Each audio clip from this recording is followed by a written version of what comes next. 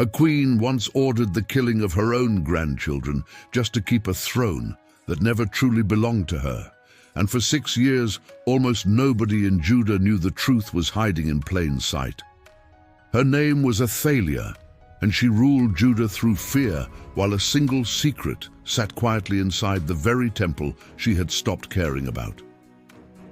She was the daughter of Ahab and Jezebel, raised inside a northern court that had already dragged an entire kingdom toward the worship of Baal. Marrying into the royal house of Judah must have looked at the time like a clever political alliance between two neighboring kingdoms that rarely trusted each other. Instead of Judah reshaping her, Athaliah carried the same darkness south with her, planting it inside a palace that had never seen anything quite like it. Her husband, King Jehoram, murdered every one of his own brothers the moment he took the throne, simply to remove any rival claim to power.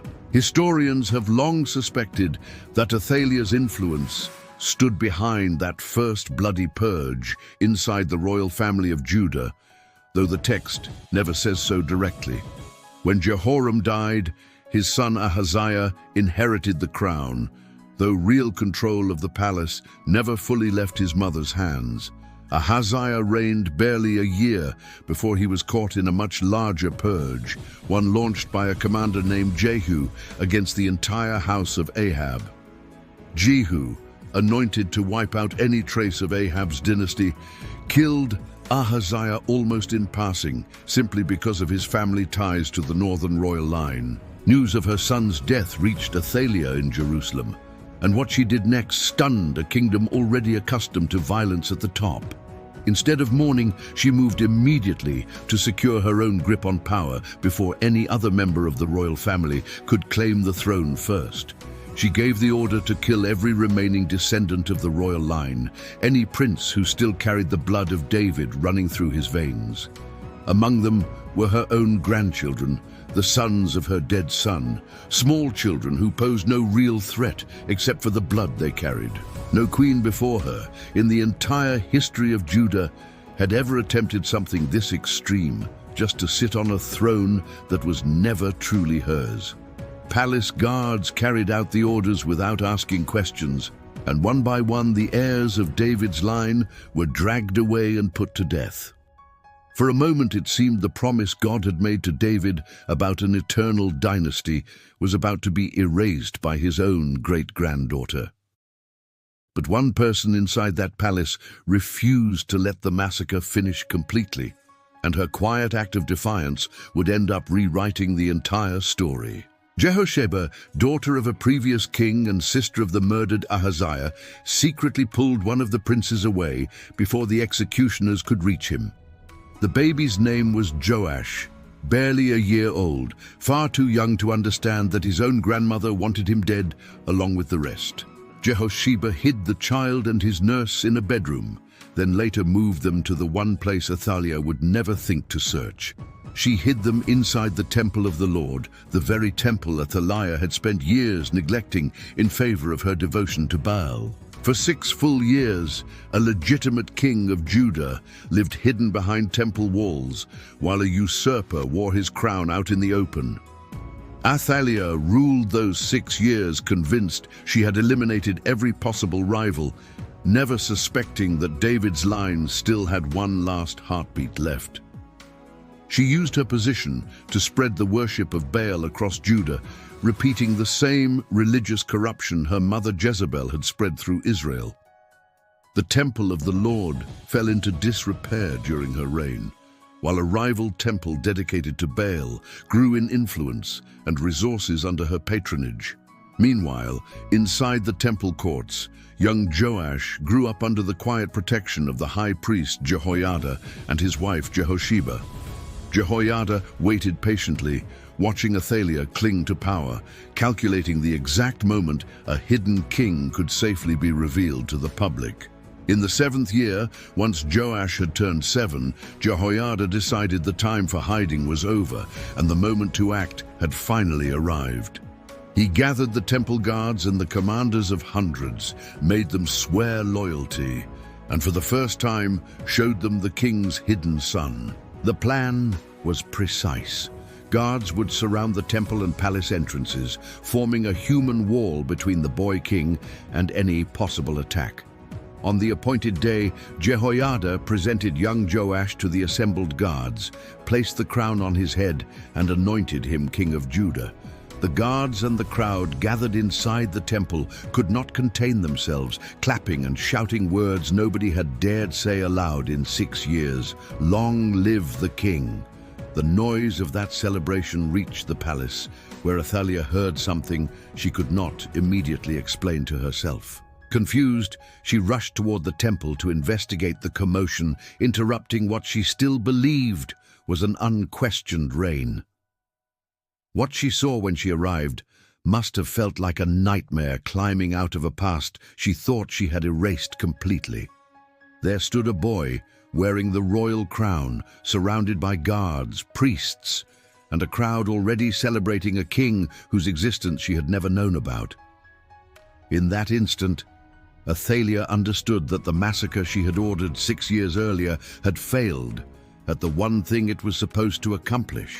She tore her own royal robes and screamed the word treason, though that accusation belonged to her far more than to anyone standing in that courtyard. But nobody inside the temple moved to defend her, because in the eyes of the priests and the people, she had never truly been their queen. Jehoiada ordered the guards to remove her immediately from the temple grounds, giving strict instructions that no blood should be spilled inside the sacred space.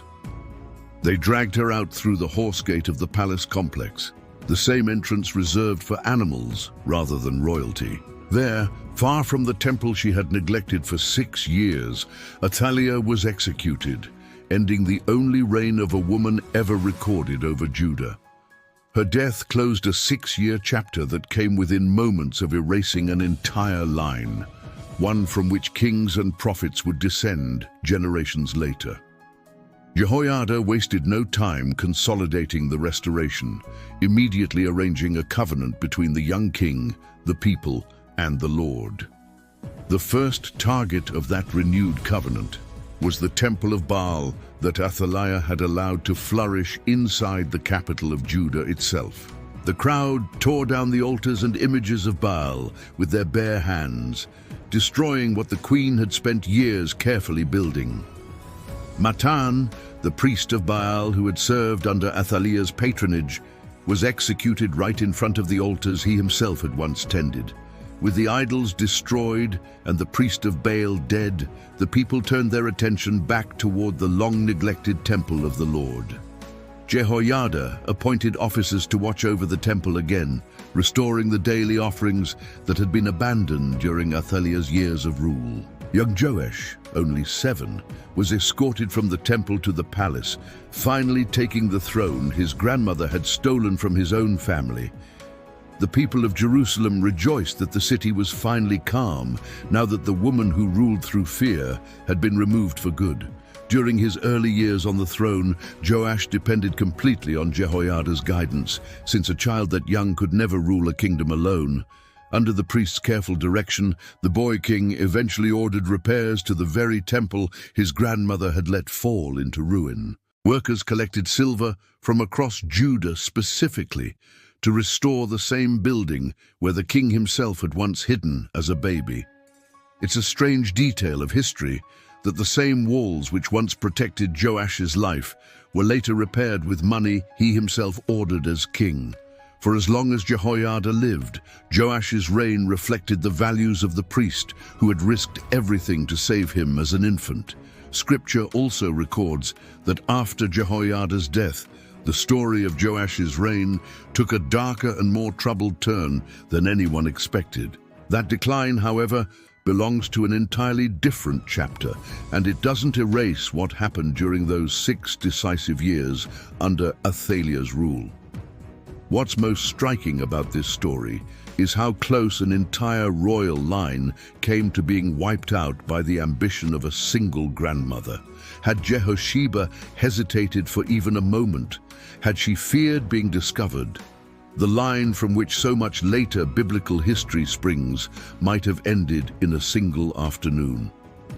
The massacre ordered by Athaliah is one of the rare moments in the Old Testament where the survival of an entire promise depended on one hidden baby.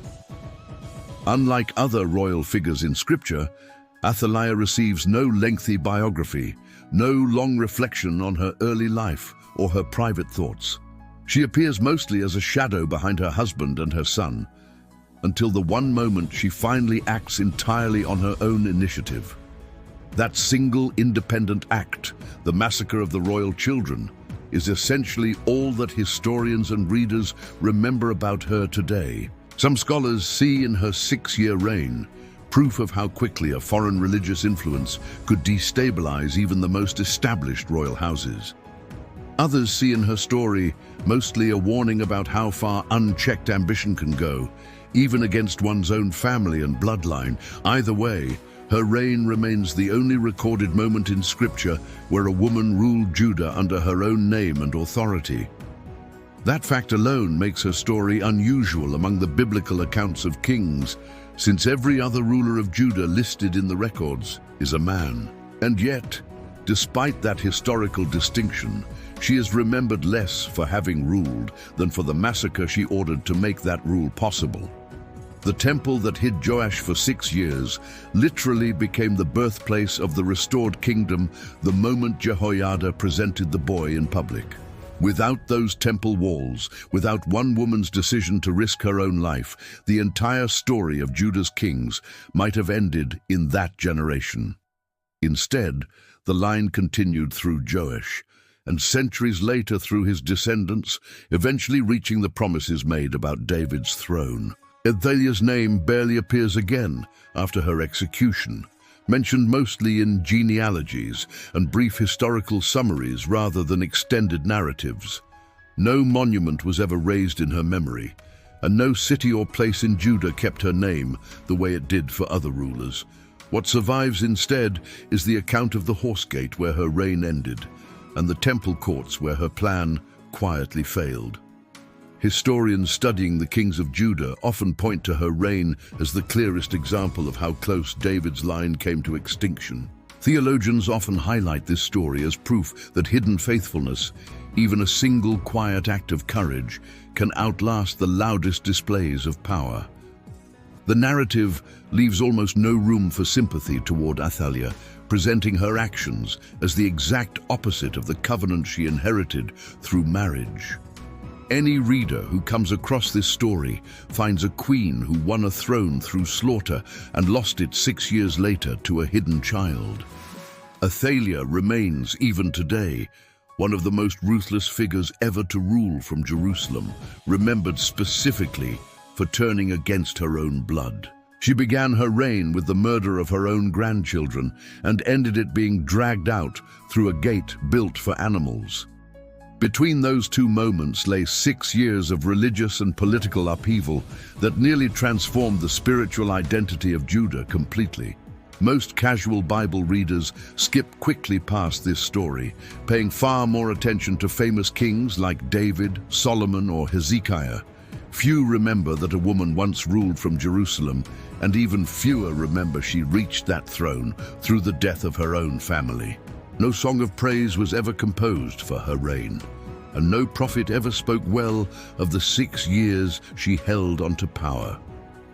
What remains is a short but devastating account preserved in the books of Kings and Chronicles, describing one coup hidden inside another coup. Nobody knows for certain what Athaliah felt in her final moments.